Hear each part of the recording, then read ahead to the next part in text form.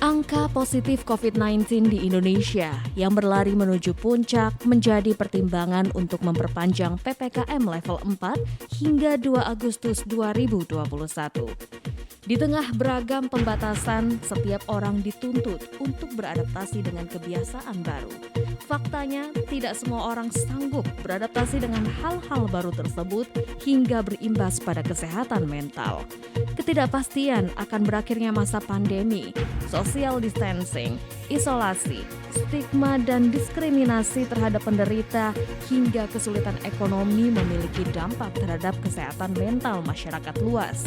Perhimpunan Dokter Spesialis Kedokteran Jiwa Indonesia atau PDSKJI mencatat dari 4.010 hasil swab periksa masalah psikologis yang telah berjalan selama 5 bulan di Indonesia, 64,8% diantaranya mengalami masalah psikologis. Psikiater Rumah Sakit Jiwa Lampung Dr. Haiboy KHSPKJ mengatakan bahwa di Provinsi Lampung sendiri terdapat peningkatan aksesibilitas terhadap pusat layanan kesehatan jiwa yang terjadi di rumah sakit jiwa, praktik pribadi maupun di pusat-pusat yang menyediakan layanan psikiatri. Menurutnya, jika biasanya pasien yang datang hanya mencapai 1-2 orang saja, maka di masa pandemi ini jumlah orang yang mengeluhkan depresi bisa mencapai 5 hingga 6 orang. Pasien-pasien yang datang berkunjung ke rumah sakit jiwa terjadi peningkatan aksesibilitas terhadap pusat layanan kesehatan jiwa yang memang juga terjadi di rumah sakit jiwa, di praktek pribadi maupun di pusat-pusat yang menyediakan layanan psikiatri. Gangguan-gangguan mental yang berkaitan dengan kecemasan, stres, depresi itu memang menjadi hal-hal yang mendorong atau gangguan yang mendorong orang-orang untuk datang ke pusat-pusat layanan kesehatan jiwa. Kalau kita berikan gambaran misalnya seperti di tempat praktek ataupun di rumah sakit jiwa, biasanya mungkin hanya datang 1 atau 2 orang itu dengan gambaran depresi, tetapi depresi tersebut berkaitan dengan masalah kehidupan yang memang cukup berat dialami. Nah, pada saat pandemi COVID ini, itu bukan hanya 1 atau 2 orang saja, tetapi sehari bisa mencapai 5-6. Dan itu berkaitan dengan adanya ketakutan terhadap pandemi COVID-19 ini. Menurut Dr. Haiboy, masih minimnya pengetahuan kita tentang pandemi COVID-19 ini menyebabkan kecemasan, ketakutan, hingga gejala depresi. Terlebih saat ini kita diminta melakukan penyesuaian terutama dalam 2 isu, yaitu fakta bahwa orang-orang terdekat mulai terinfeksi dan kebijakan pemerintah yang terus bolak-balik direvisi. Seperti yang kita ketahui, COVID-19 ini sendiri adalah suatu hal yang awalnya mungkin kita tidak tahu. Bahkan saat ini pun walaupun kita tahu ternyata hanya sedikit dan lebih banyak tidak tahunya. Nah, ketidaktahuan ini akan menyebabkan ketakutan. Kan? Ketakutan terhadap hal-hal yang tidak kita ketahui ini akan mengakibatkan kita untuk berpikir jauh, berpikir yang aneh-aneh, berpikir yang macam-macam. Nah, hal-hal seperti ini yang nantinya akan mengakibatkan terjadinya gangguan. Seperti misalnya kecemasan, stres yang berlebihan, karena kecemasan yang berlarut-larut, karena kejenuhan, akhirnya mengalami depresi. Ada beberapa gejala yang tampak dari seseorang yang mengalami depresi, mulai dari ekspresi muka yang kerap kali murung, perubahan perilaku menjadi kurang semangat atau tidak antusias, dan ingin menyendiri.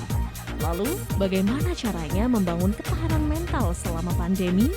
Ada beberapa langkah yang bisa diaplikasikan secara mandiri dan bersumber pada konsep mindfulness. Pertama, mengedukasi diri sendiri untuk memusatkan perhatian. Bisa diawali dengan self-care activities, tidur lebih awal, bangun pagi, dan menghirup udara segar. Kedua, menganalisis luka batin atau luka emosi yang kita miliki. Meskipun kita tidak selalu bisa mengontrol penyebab luka batin ini, namun paling tidak kita tahu cara untuk menangani dan menerimanya. Ketiga, belajar mencintai diri sendiri. Dan terakhir, tetap terkoneksi dengan sesama. Meski kondisi pandemi memaksa kita untuk tetap tinggal di rumah, masih ada banyak cara untuk terhubung dengan sesama.